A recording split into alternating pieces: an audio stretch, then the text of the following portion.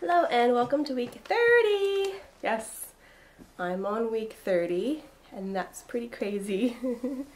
Pretty crazy, huh, Pierce? Look at my son, he's wearing like this plaid outfit. Yeah, Pierce. We're going to the pumpkin patch. See his little cuffed pants have plaid on it. So he's all decked out for the Halloween patch. Where are you going, buddy? Okay, so yeah, 30 weeks, so that's exciting. The real countdown begins now, which is exciting for some and scary for others, and I think it's a mixture of both for me. My husband's being silly. Okay. How I am feeling. Lately, past week, maybe week and a half, every time I lay down for a little bit or even a while, when I get up again, stand up, the baby feels like super duper high, and it's harder to breathe, and like she's chilling up high because I've been laying down, so she's just kind of like snuggled up into my lungs.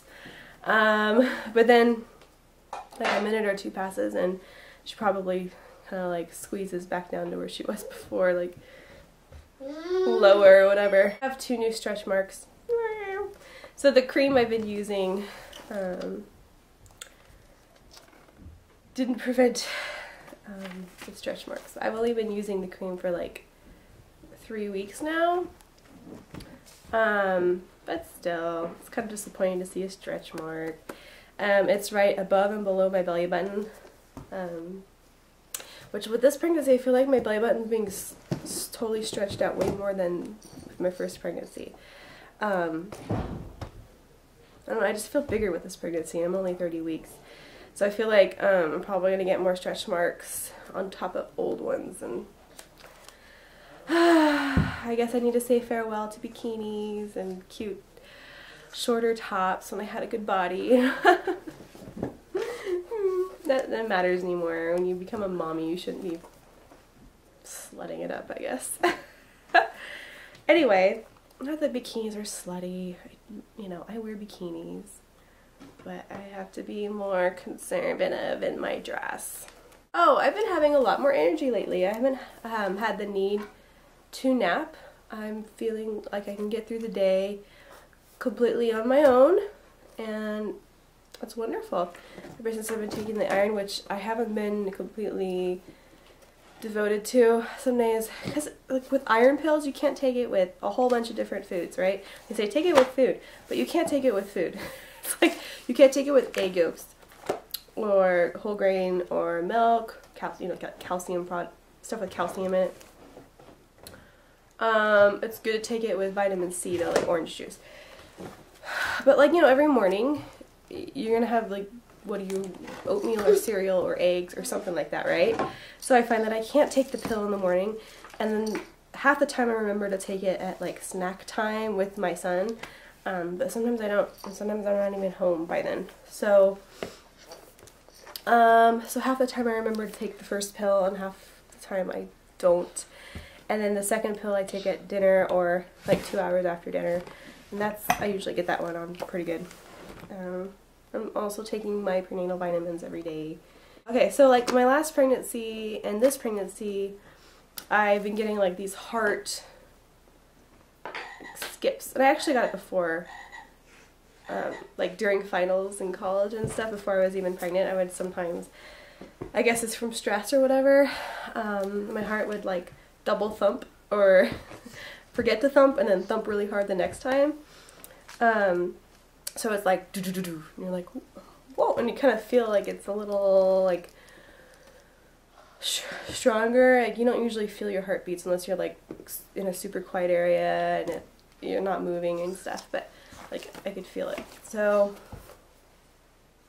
and I noticed that I get these heart things when I'm pregnant a lot. And it's probably from stress. Oh, my cutie boo boo. It's probably from the stress of being pregnant on your body. Come here, show them what you got. But I was just wondering if anyone else gets those. Oops. Here, here's your apple. But yeah, my mom gets them too, so maybe it's like hereditary, genetic, whatever. Okay, see yourself? Along with the first pregnancy, this pregnancy I'm starting to get a lot of backaches from bending over, cleaning, and you know, picking stuff up. And I have to be careful. Like yesterday I went on a cleaning spree, which is fabulous because usually I'm like too tired or too lazy to do anything. So I cleaned and I mopped and I swept and I washed a whole bunch of clothes and I did a whole bunch of stuff, and I paid for it. My back was really killing me. Last thing I wanted to talk about was my concern about my VBAC. I wanted to try for a VBAC, which is vaginal delivery after a C-section. And you know, I was all excited and into it, and 1 month over the recommended amount of time that they don't allow, or not allow, I guess recommend a C-section. So the distance between this coming birth and my son's C-section would be 19 months, and they don't like it when people have a VBAC anytime before 18 months. And so I'm like right on the cusp, and if I was like several months over it, I wouldn't be concerned so much, but because I'm like so close to it, and my doctor scared me, he thought I was only like 17 and a half or 18 months or something like that, and so he like told me all these risks and stuff, and I was like, well, actually I think I'll be about 19 months, and he's like, oh, never mind, just, you know, throw that away. I'm like, what? It's only a month, you know, away. And so I was kind of concerned about it. I really don't want another C-section because C-sections suck. I had a hard recovery, really hard, and I got labored for a long time, and then I ended up having to be an emergency C-section, so I was not happy about that.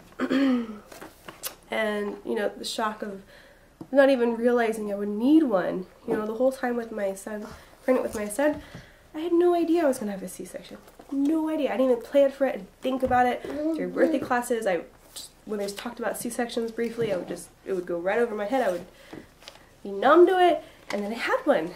And, you know, it's just one of those things I guess a lot of women don't think about every week. It's just me. I don't know. So with the second one, I'm aware that it could end up in a C-section, but I want to attempt a VBAC. That's the end of my conversation. I'm going to show the belly and show you how huge I am.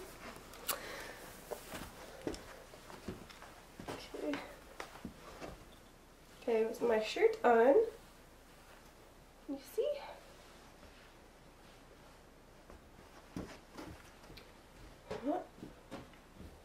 There it is. And by the way, nothing fits anymore, so I had to go to Ross and buy like 3 new shirts. Whew, having a Braxton Hicks contraction right now. Kind of takes the air out of you a little bit. That's how you know it's there. So yeah, I was thinking about doing a Braxton Hicks journal, like how often I get them, because sometimes I feel like I'm getting them too often. But yeah. Okay, well, I'll see you next week in week 31. Bye.